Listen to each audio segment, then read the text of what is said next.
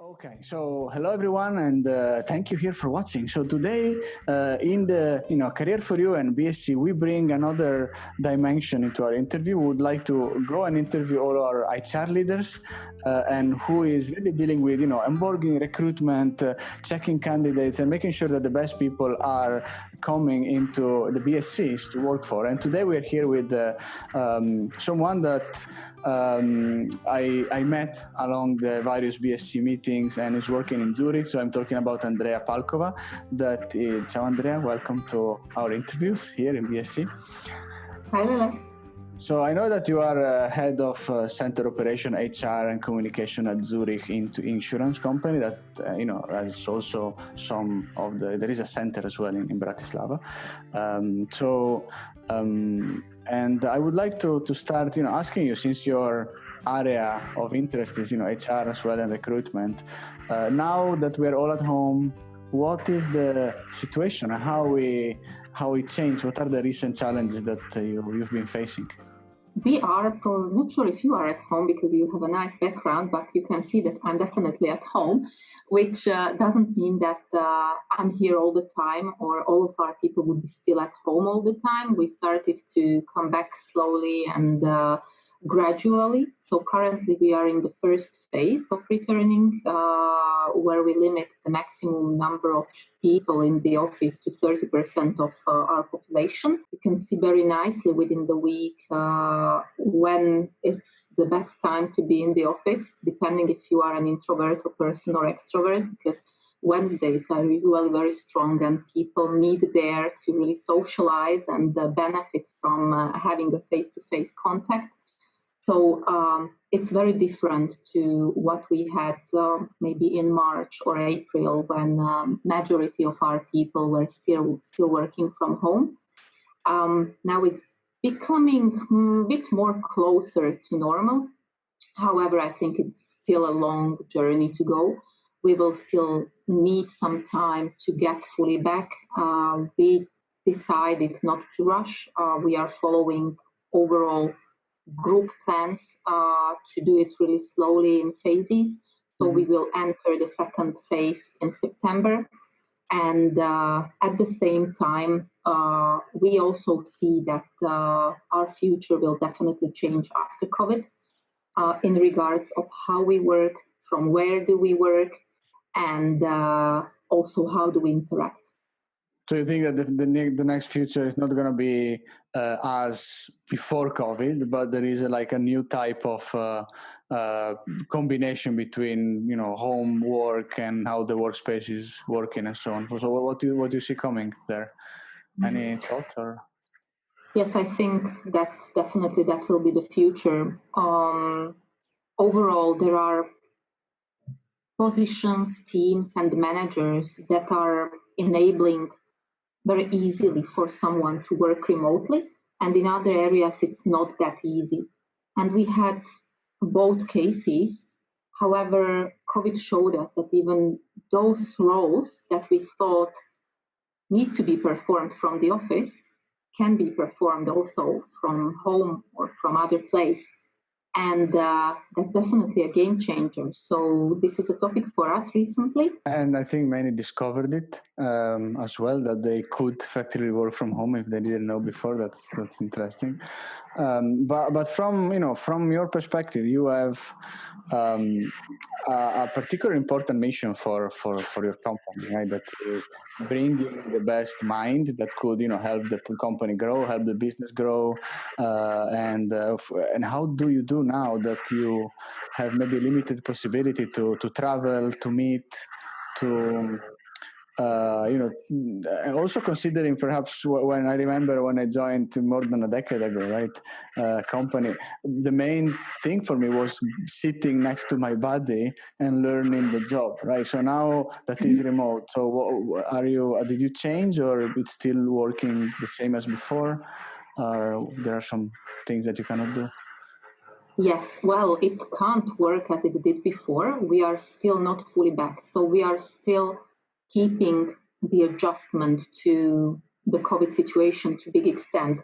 So now we do at least the first day physically. So people are coming for their very first day into the office and they receive some basic onboarding face-to-face.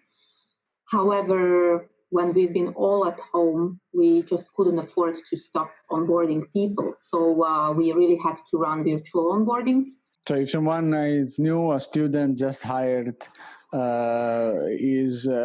comes to the office now, or is waits at home and gets a laptop shipped? So how does it work? Mm-hmm. So 2 months ago, everyone would sit at home and would be waiting for a computer to be delivered together with the other equipment. Now we do it in a way that people come for the first day into the office. They spend few hours within our premises. They get all the technical equipment they need. They get the basic onboarding trainings, and then basically they leave home with at least meeting for a while their teammates, their manager face-to-face, reaching some agreement about how upcoming days will work, etc. Talking about who isn't looking for a job now, right? So what are the main type of profiles? What are the type of skills and background that you're looking for, right? So maybe someone is looking for a job and now maybe knows that Zurich and has some options. We have two main kind of target candidates. One group would be actuarial people, so someone who studied actuarial science or mathematics, statistics. Then the other part of the candidates are, let's say, IT people, even though that term is very wide. So to be a bit more specific, we would be looking at project managers, developers, support managers, or platform managers. And then we have one specific area where we will be recruiting a bit more in the very close future, or actually we already started. That's the commercial insurance area. We have what we call International Products Service Hub in Bratislava. And we will be looking for people with accounting background to join this team very soon. Okay, and if I have the skills, what should I do then? What do you recommend? I send on this Facebook where we post the interview. Should I send a mail to you? Should I search you on LinkedIn? Or what are the best to get a chance at least to be heard or to get an interview? Sure. Absolutely. Well, probably the simplest way and most comfortable for you as a candidate would be to look at our webpage or on Professia or LinkedIn. What roles are we currently advertising? That's enabling you to really see what's available, if it's something that would be of your interest or not. And your application reaches us definitely. The other option is also that you can for sure send an email to me, to one of my team members to really check what's available or ask additional questions if you have any. Then if you know someone working for our company, then I strongly recommend to check with that person how it is like to work for Zurich and potentially get some background hints as well, and then get in to our referral program. But that's true. Actually, there are so many employees in the BSCs that for sure that you're listening, somebody working in either one of those, right? So you might at least get a taste of what it means to be. If you never had that conversation with your family member or friend or someone, just have the conversation. What are you doing the whole day? How is the company working? Is it fun or not? How is the work happening? You might get something. Hopefully the answer are going to be positive, but you might, it's always better to ask than not, right? So that's the point. I was listening to a conference last week about LinkedIn in particular, right? There was like an academic, a professor in Vienna that was teaching the students to create a LinkedIn profile, right? And one of the point was, usually in academic area, not so many people are using LinkedIn. Professors a little bit, but not so much, but particularly students, they don't care. They use Facebook and something else, and they wait for getting to the workplace to start making it. But when you're at the workplace, you're already hired, right? So do you also find the same, that many of the students or who doesn't have a work experience don't care about their LinkedIn profile? That's a good question. I'm not sure if I would use the term they don't care, but the fact is that given the market situation, which is definitely slightly changing because of COVID, but I don't expect dramatic changes in the short future, students don't feel they need to be that active. Plus, we normally reach them in a different way. So we have year-long partnerships with faculties that are meeting our requirements. So where we know that people are studying subjects that we need for our work, we are partnering with those faculties. We are regularly having classes in there. We are organizing open days, which would be the way for a student to get into our premise and see how the workplace look like, what are the people he or she would be working with. And despite we are already in a virtual world, and we are most probably heading into much more virtual world than we are now, this is still something that works for people, for the young people as well.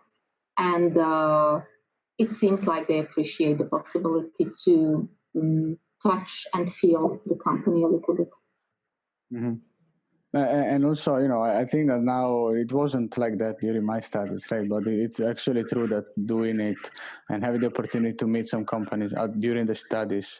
And by the way, BSc and BSCF is organizing a program called Skills for Success, right? And it's happening multiple times a year. If you hear about it in your university, that's actually a good program. You can meet people working in BSCs, right? And this is an option as well to get more in touch with the environment, and from there you have an option at least to get in or to get recommended and something like that. Okay, very good. Any question we should ask to any next HR partner or leader into next BSc? If anything you would like to learn from any of them? Well, to be very honest, we are pretty curious how other BSCF companies will be approaching the new remote working. So there are certain practices in place already. Definitely, each company is dealing with it in a certain way. But considering that there will be more people working from home and people working from home more intensively, it will be definitely interesting to hear how they are preparing for that. Okay, question will be asked. And thank you so much for answering, for being here with us.